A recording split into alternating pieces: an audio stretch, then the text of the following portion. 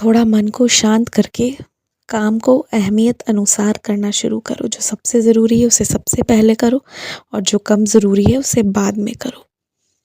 कई लोगों को उनकी तारीफ़ कर पाने की ना कोई जगह मिलती है और ना ही कोई उनकी प्रशंसा करता है, और इसीलिए उन्हें खुद अपनी प्रशंसा करनी पड़ती है। अब तुम्हारा जो सवाल है कि ये सही है या गलत है, तो कुछ हद तक सही इसलिए है कि वो अपनी तारीफ़ें कर रहे हैं, तो इससे तुम बहुत कुछ सीख रहे हो।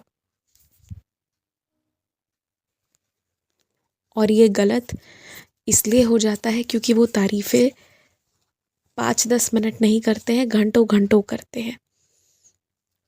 पर देखो, मेहनत भी किया है इसलिए बोल भी पा रहे हैं। बस यही बात समझो। अब कोई भी इंसान त्रुटि के बिना हो ऐसा तो हो ही नहीं सकता। हर इंसान में कोई ना कोई त्रुटि है, और वो उसकी कमी नहीं है बल्कि वो उसका कारण है। उसे उसी कारण पर अमल करना है। तो कभी जीवन में जब कोई लक्ष्य ना भी मिले ना, तो जो त्रुटि है उस पर भी इंसान काम करना शुरू कर देगा ना, तो भी जीवन में अनेक लक्ष्य निकल कर आ जाएंगे। अब जैसे किसी को बहुत क्रोध आता हो, तो उसे कैसे काबू करना है, कोई इस पर काम करना शुरू करे, तो इससे जीवन की कई सारी चीज़ें सीखने को मिल जाएंगी। इसीलिए कभी भी कोई भी अगर कमी है तुम्हारे अंदर ना, तो वो एक अवसर है सुधार करने का और सीखने का। और एक लक्ष्य दिया गया है कि जब लगे कि जीवन में और कुछ नहीं है, तो भी परमात्मा का दिया हुआ कुछ तो है जहाँ तुम निरंतर प्रयास कर सकते हो, काम कर सकते हो। अपने कुछ नियम के, सिद्धांत के ना बड़े पक्के बनो। जैसे सोचा है ना कि अगर समय पर सोना है तो बस सोना है, इसमें कुछ भी इधर उधर नहीं। तो इस तरह अपने नियम सिद्धांतों के पक्के बनो।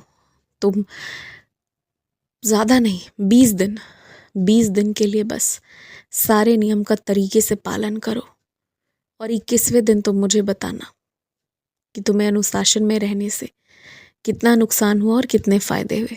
मैं तुमसे ही सुनना चाहूँगा। अब मैं यहाँ से नहीं कहूँगा, तुम खुद करके देखो, आजमा कर देखो। इस महीने तुमने कुछ चीज़ें जो भी की, तुमने अपने साथ सभी लोगों को सिखाया, समझाया और सभी से करवाया। लेकिन आने वाले महीने में मैं कुछ चीज़ें केवल तुमसे करवाऊँगा, किसी और को सिखाए समझाए बगैर।